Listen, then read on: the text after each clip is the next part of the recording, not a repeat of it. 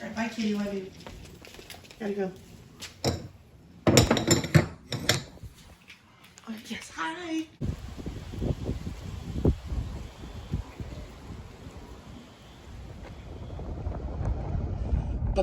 Please, Mr. Kennedy, don't shoot me to outer space. Please, Mr. Kennedy, don't shoot me to outer space. Please, Mr. Kennedy, don't shoot me to outer space. Welcome to Please Subscribe Show. I'm the Cole Spivey channel.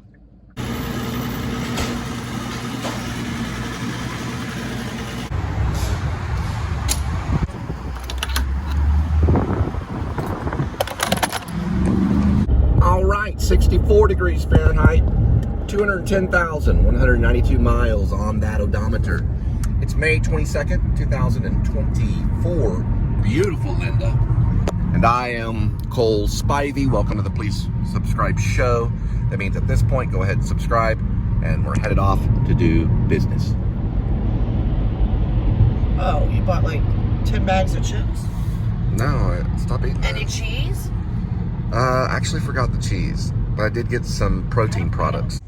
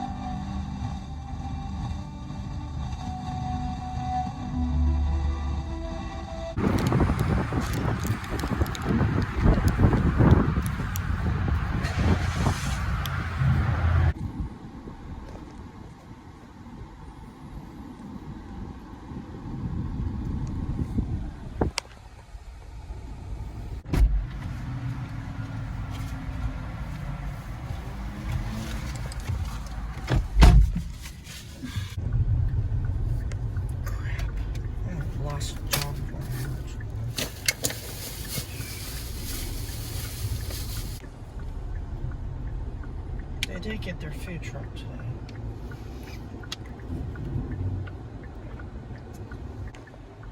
That's boycotted.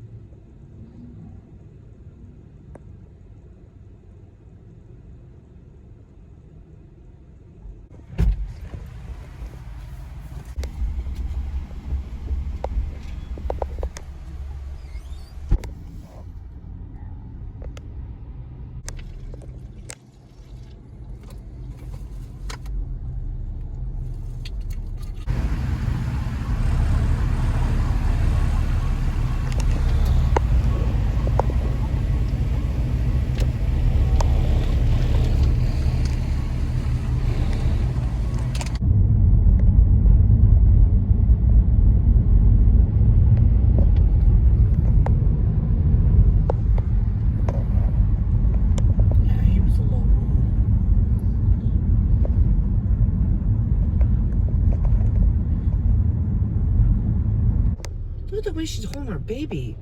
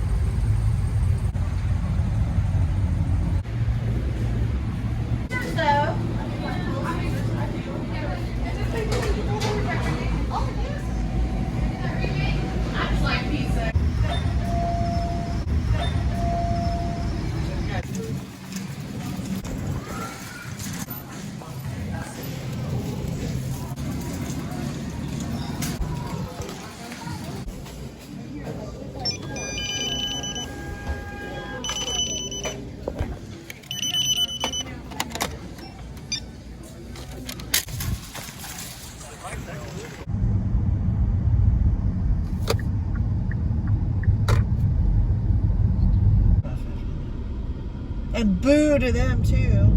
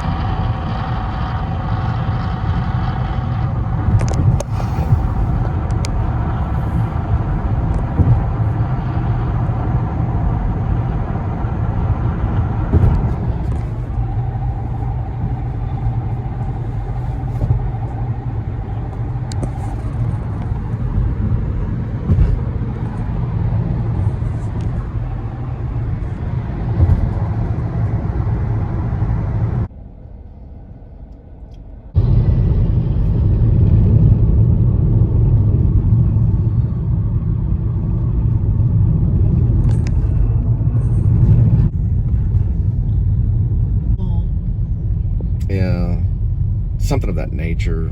Back to the Future. Mm-hmm. I think that's a Pontiac symbol. Yeah, it's just a fast car. Damn, there's 3 people in there. With 2 muff.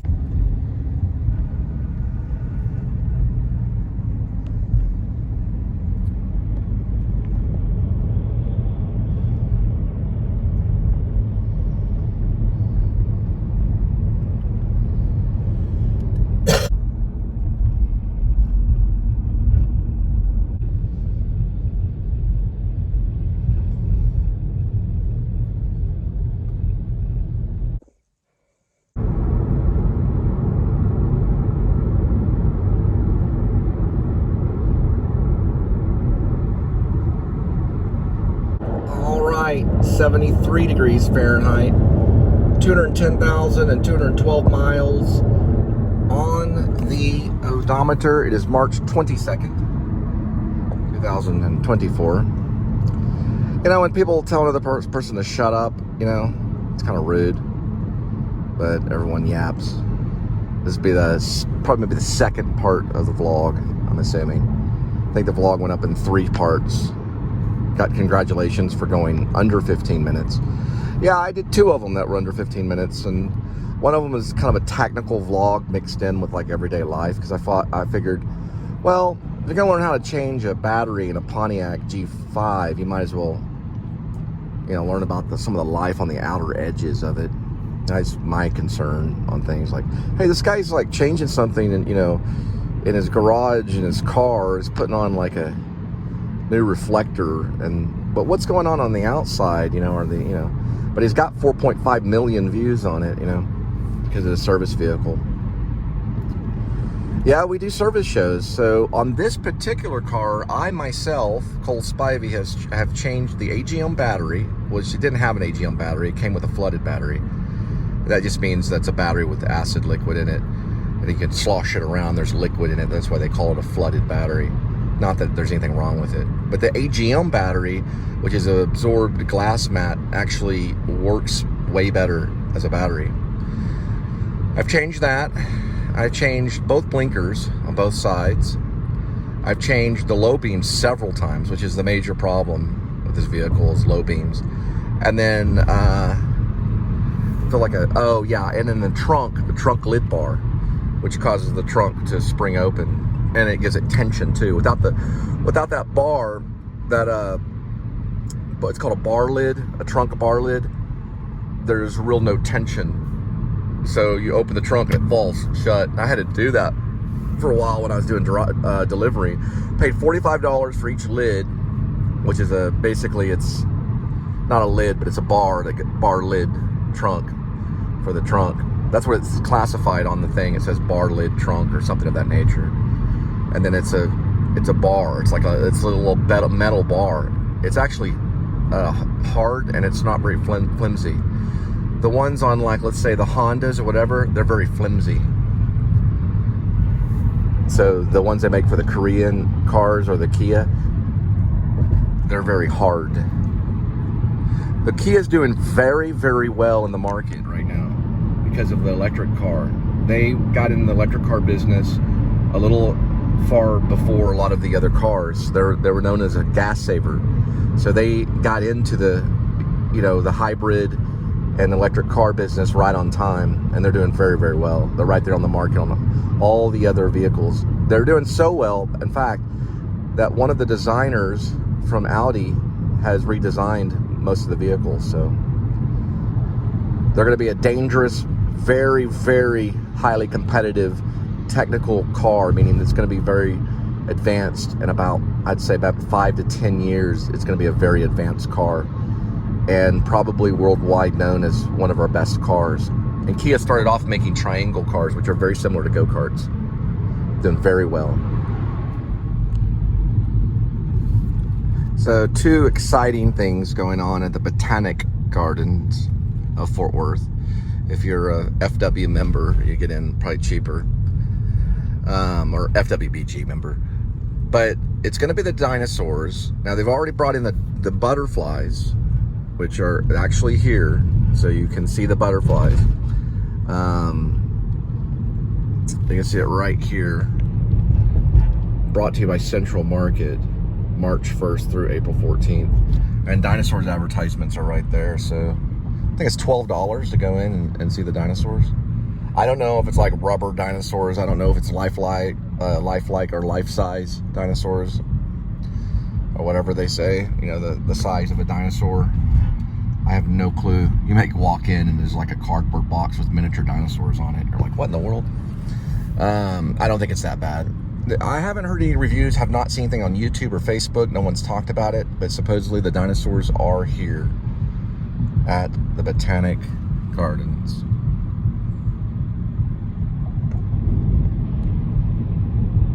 Right behind the fence.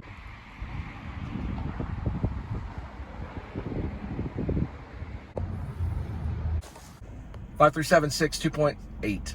All right, so I finally got to watch Jake Paul box. About to sneeze. I think it's 25, 27 or something like that. The guy box was like 40 or 50 or no. The guy he boxed I think was like 40 or in his late 30s, but he's 27 I think. Yeah, he's 6'1". I gotta put it this way. I'm not making fun or anything, but he's definitely an oddball boxer. Okay. Now I've seen some white guys explode on Tyson that were kind of tall, and they would just kind of run over there and try to get a few hits in, and then they'd be on their knees like real quick because you're walking into like danger. But he's got a reach and he does aim, so he does land the punches. In the Olympics he'd be great. He's more of like an Olympic style boxer is what it reminds me of, because he's landing punches, and that counts. You know, when you get out there in the ring and the bell rings, you start landing a few punches, you're already ahead. He does have a little crazy streak, but it's not too out of control. Especially when he goes up there, he just smiles. Kind of looks kind of awkward, but he's that way. Tyson's usually, his face is real relaxed. He's just kind of sitting there, but he kind of smiles a little bit. You know, looks like there's something up.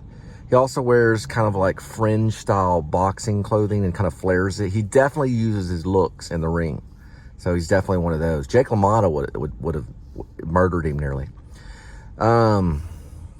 He could easily, you know, be Pretty Boy Jake or something like that. I don't know what they call him. They have some name for him. Oh, Problem Child. Yeah. So yeah, he does look like, and I wouldn't say a problem child like Mark Wahlberg kind of thing, but he does look maybe a little wild, a little explosive, but it's a lot of tapping, it's a lot of jabbing. He's got a reach, so he does have some room to reach with. But I'm not seeing something like Tyson. I'm sorry, I'm just gonna be honest, and most people would agree with me. Tyson's the genius out there. I mean, he's just, and now I'm not talking about like in him out in society. I'm talking about him in the ring. He was just explosive, just amazingly explosive. This right here. So I don't know if Jake Paul has that, but he does have the youth. You know, he is 27. That's very young. When I saw it, it said 6-0. So it was 6 wins, 0 losses. So I'm just gonna say it's just an all-ball fighter. Now, when I see someone in the ring, that's where you can tell if someone's coordinated. And Tyson is definitely coordinated. He's a genius, coordinated, like physically a genius. So he's very coordinated and very quick, and he has timing. He's very good at timing the other boxer and knowing how to land the knockout. And that's hard to time, but he can time it. Paul, believe it or not, can kind of do the same. A lot of the guys that I saw in the fight, he was actually knocking down, and he knocked out a guy. And it was very odd to see, because he looks like kind of this bouncy, kind of bubbly boxer, you know, and he's actually knocking these guys out. So they know how to do it. They were trained, their gym kind of trained them to time it out and either get the jab. I think the knockout I saw was a jab, which was very surprising to see. There was a guy named Cooney. There's a white guy named Cooney. He was called the Body Snatcher. He fought on HBO. Don't know if he fought Tyson. I haven't seen that yet.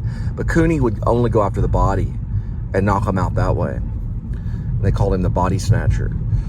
Don't think he has that, because I think Jake Paul goes more for the head. But there is jabbing involved, and he does dance around a little bit. And I'm not gonna put it down. He's kind of got the spirit, you know, like a white man Muhammad Ali kind of thing. He's kind of jumping all around. But Muhammad Ali was definitely a physical genius for sure. He'd dance all around and do all this weird stuff, you know, like moving his hand around and doing something else, you know, like a not a moccasin. What do they call it? Is it a call? Yeah, it's a moccasin, like a moccasin, you know, with the snake. No, moccasin is a snake. You know that thing that takes down a snake? It's like a chipmunk looking thing. Is that a moccasin? No, that's not a moccasin. Water moccasin is a snake. What am I talking about? It's not a chipmunk, but it's like that. There's a furry creature that will take out a snake that looks like a chipmunk or a squirrel. It's got a tail. The tail goes like back and forth like this. It'll hypnotize the snake. The tail will go back and forth like that. I'm trying to think of what its name is. It's not a moccasin, but it's like that. It's not a chipmunk. I'll look it up. It's a furry creature that can take out a snake. Okay, the furry creature that can take out a snake is a mongoose. Yeah, a mongoose kind of thing with the hand going like that, like a mongoose tail. Anyway, you know what I'm talking about.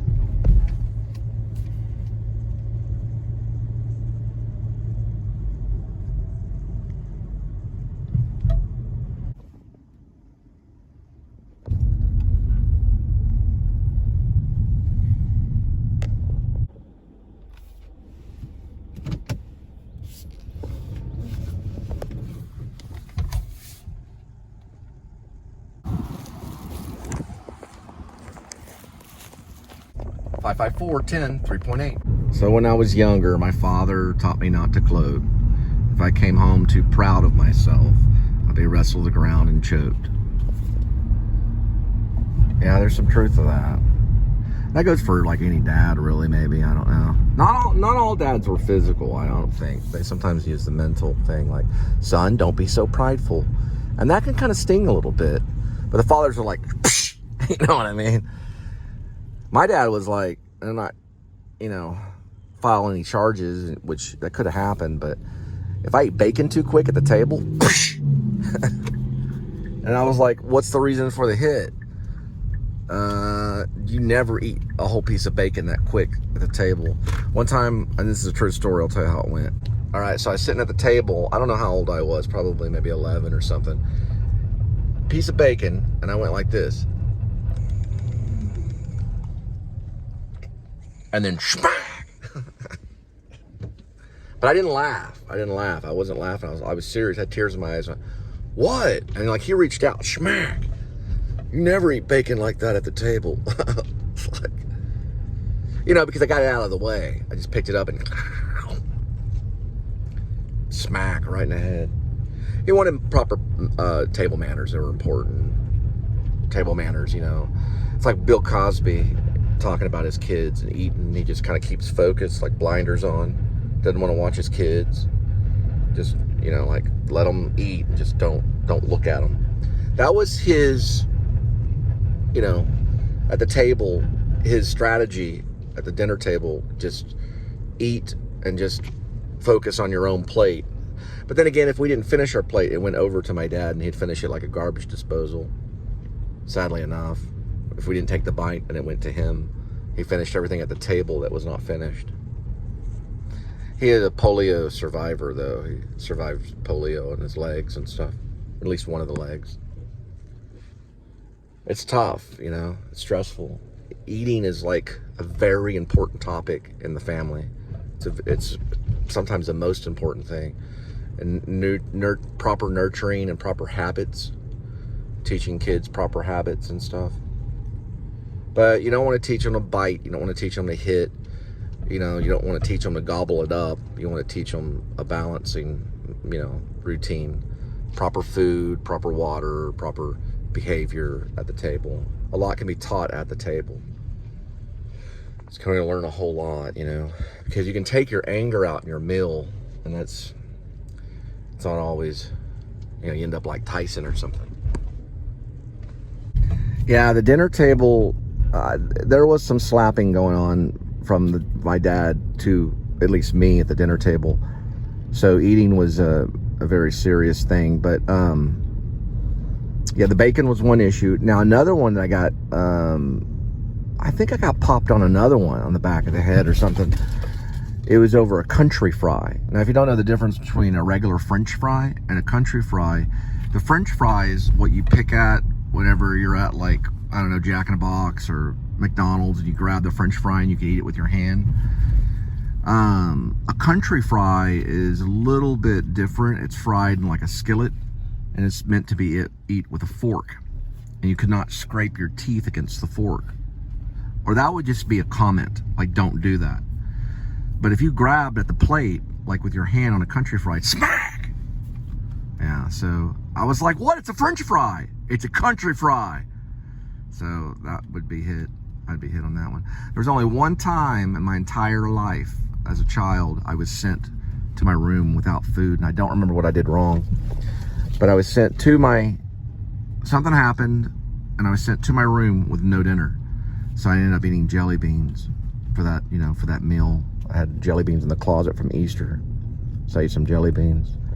And it was, you know, it was an emotional time for a kid. It's like an emotional thing. You go through a whole lot because you're realizing they're having dinner and you're stuck in the room.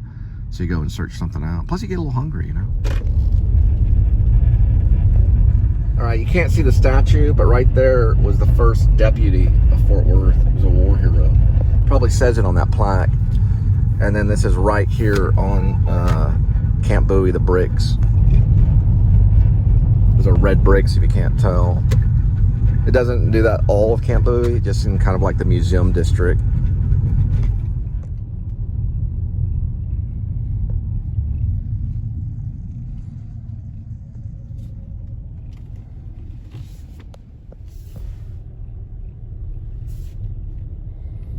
All right, looks like 6:05, 6 minutes, 2.7 miles to the next delivery.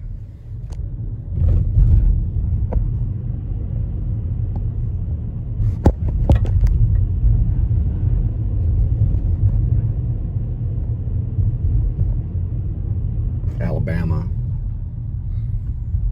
all the way.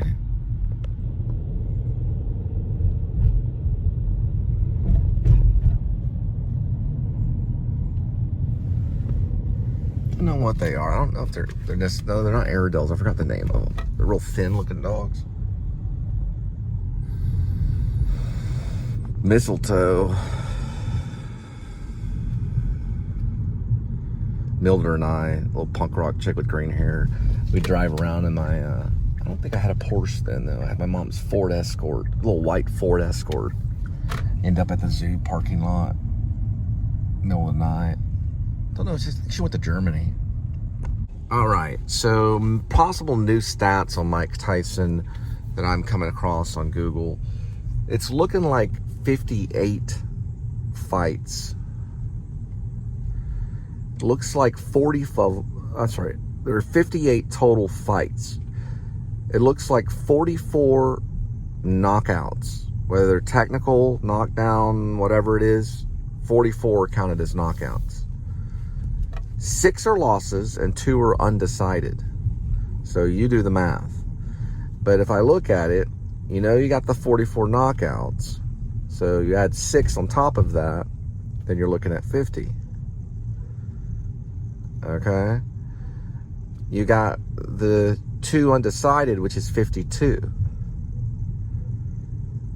So you're going to have 6 fights that are done by decision. It's not a lot of decision won fights if it's 58 total. Now, I've read 62, so you would know. I mean, I'm a Tyson fan, but I don't watch sports that much. But I did have the Nintendo game and all that kind of stuff, you know, when I was younger. So I did follow Tyson when I was younger on HBO and things. But they're saying it's 58 fights. Now, if he fights the expedition, does that count and be 59? Well, technically, yeah, it would be a 59 fight because it's a fight. An expedition fight's still a fight. I don't know. We'll figure out the stats. We'll get all that'll be written down. You know, that'll be all put in an encyclopedia or on Google. When you're watching on television, you'll see on the boxer WLD, win, losses, and D stands for decision. That must be what that is. WL&D, win, losses, decision. So in Tyson's, it'll say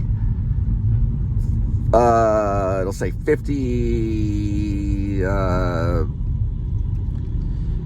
Let's see, what would it say? That's a good question. I'm saying for the AT&T Stadium when he's here, what it will say on the screen. Well, it'll probably say 58 fights. So it'll say 50 W. L would say 6.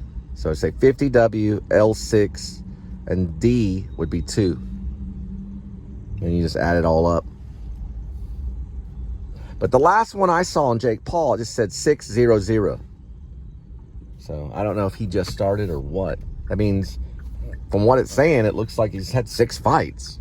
People are flipping the F out over 6 fights. But you never know, you know? You never know. You never know what that means, really, you know?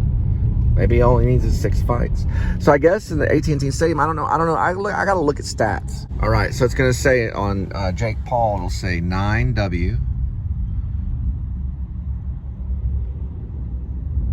L1. Now, if they talk about KOs, it's going to be 6 KOs.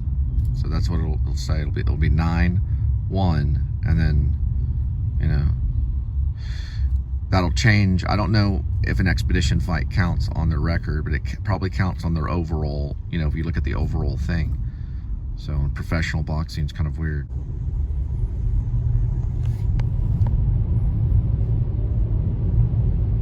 I'm gonna green light this other project. Let's see if I get approval. Yeah, we're green lighted. 631, 3 and 1.